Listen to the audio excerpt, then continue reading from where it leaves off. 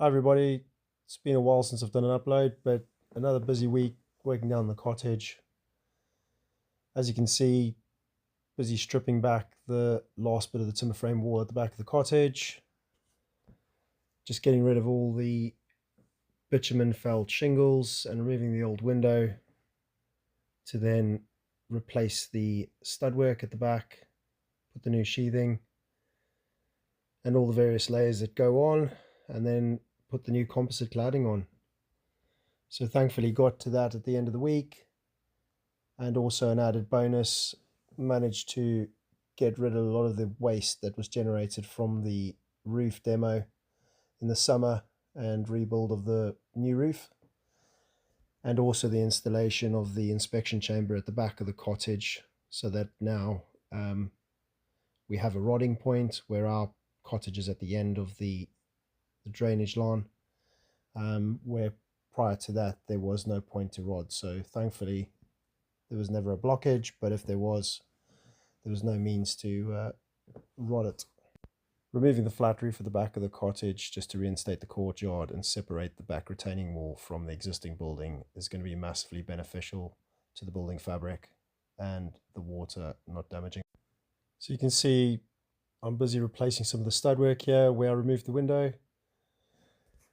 So thankfully a lot of the structural timber work was in good condition, but where the opening was, I needed to replace the stud-work there just to reinstate the structural integrity below the flat roof. One of the jobs I'm planning to complete in the spring, so look forward to that. I'll be replacing the flat roof of the old extension at the back,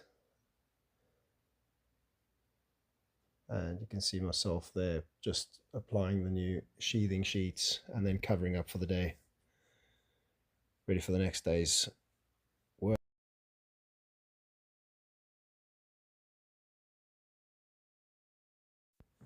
Yeah, so this is just me wrapping up the back of the wall, getting the last bit of sheathing on, getting the breather membrane applied, putting on the battens, just tripling them up so that I can level off with the other wall, and then getting the composite cladding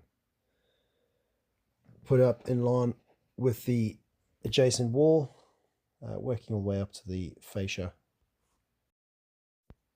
Right, so here we go. This is me putting the new inspection chamber at the back of the cottage, like I said, at the end of the line.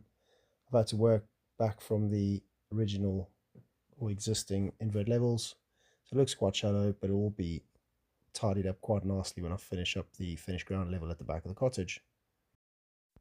And finally, here's one of the last jobs of the week, just putting in the new window at the back of the cottage. So that's all the windows at the back of the cottage completed, this being the last one, and finally some pictures to finish up for the week. But all in all, good effort and happy with the output. Roll on spring.